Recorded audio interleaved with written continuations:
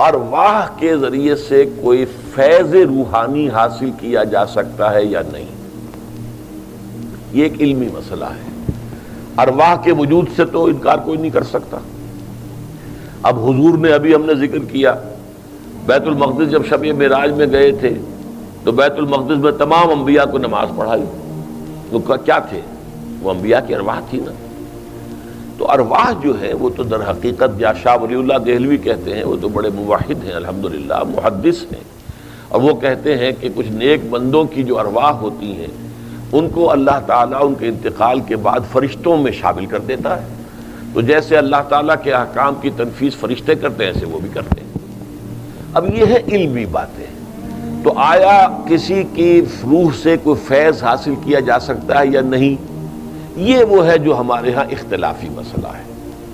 ایک یہ ہے کہ کسی کی روح کو پکار کر اس سے مدد مانگی جائے، یہ ہے جلی شرک، آپ کو اس کی اجازت نہیں ہے۔ وَلَا تَدْعُوا مَعَ اللَّهِ أَحَدًا، اللہ کے سوا کسی کو نہیں پکار سکتے، حالانکہ ہمیں معلوم ہے فرشتے تو ہیں نا، 2 فرشتے تو میرے ساتھ ہر وقت موجود ہیں۔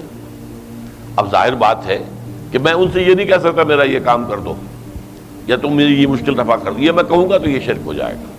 میں تو اللہ سے دعا کروں گا، اللہ تعالیٰ کسی فرشتے کو بھیج کر میری ضرورت پوری کر دے، کسی انسان فوت شدہ کی روح کو بھیج کر میرا کام اس سے کروا دے، یا کسی ذریعے کے بغیر از خود کر دے، یہ اللہ کی مرضی ہے، اللہ کا اختیار ہے، لیکن مجھے پکارنے کی اجازت نہیں ہے۔ دعا صرف اللہ کے لیے ہوگی۔ البتہ یہ ہے کہ آیا کسی کی روح، اب جیسے کہ قرآن میں آیا ہے اسی بیت المقدس کے بارے میں، الذی بارکنا حولہ، جس کے ماحول کو ہم نے مبارک کیا ہے۔ اب کس لیے مبارک ہو گیا؟ جیسے اور زمین دنیا کی ہوتی ہے ایسی زمین جو ہے وہ بیت المقدس کے علاقے کی زمین بھی ہے۔ مبارکنا حولہ سے مراد کیا؟ زرخیزی ہے اگر تو اس سے کہیں زیادہ زرخیز خطے دنیا کے اندر موجود ہیں۔ آج آپ جائیے اور اپنے ملک کے اندر ہی اگر آپ مردان وغیرہ کے علاقے کو دیکھیں تو کیا آخر واقعہ یہ کہ انسان خوش ہو جاتا ہے دیکھ کر کس قدر زرخیز زمینیں ہیں، کیا ہریاول ہے۔ وہ تو اس طرح کی ہریاول جو ہے وہ تو بیت المقدس کے ارد گرد موجود نہیں ہے، لیکن یہی بات کہی گئی ہے کہ چونکہ یہ بے شمار انبیاء کا مدفن ہے، یہاں پر دفن ہے بے شمار نبی اللہ کے، حضرت ابراہیم سے لے کر شروع ہو کر اور پھر سارے انبیاء جو تھے بنی اسرائیل کے جو آئے ہیں سب کے سب وہیں تو مدفون ہے نا۔ اس لیے یہ کہ ان کی وجہ سے اس ماحول کو کہا گیا وہ بڑا بابرکت ماحول ہے۔ اس حوالے سے کوئی ایک اختلافی بات ہو سکتی، اسے کھلم کھلا شرک نہیں کہنا چاہیے، بلکہ یہ کہ اس میں آپ اختلاف کریں کہ اس میں کوئی چلہ کشی کرنا، چلہ کشی کسے کہتے ہیں؟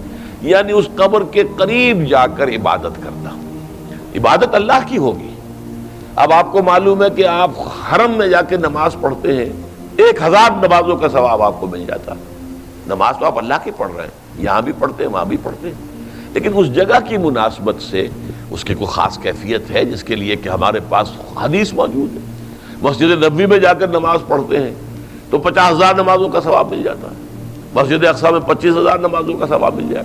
تو یہ جگہ کے حوالے سے کوئی چیز کے اندر فرق ہو جانا، جیسے اوقات میں بھی فرق ہوتا ہے۔ لیلۃ القدر یہ بھی تو ایک رات ہی ہے نا جیسی اور راتیں ہوتی ہیں، لیکن اس کی ایک قدر و قیمت ہے، اس کے ایک اجر و ثواب کا معاملہ جو ہے وہ عام راتوں کی طرح نہیں ہے، اسی طرح کا معاملہ ہو جاتا۔ اس حد تک معاملے کو رکھیں اور اس سے آگے فتویٰ بازی نہ کریں تو مناسب ہے۔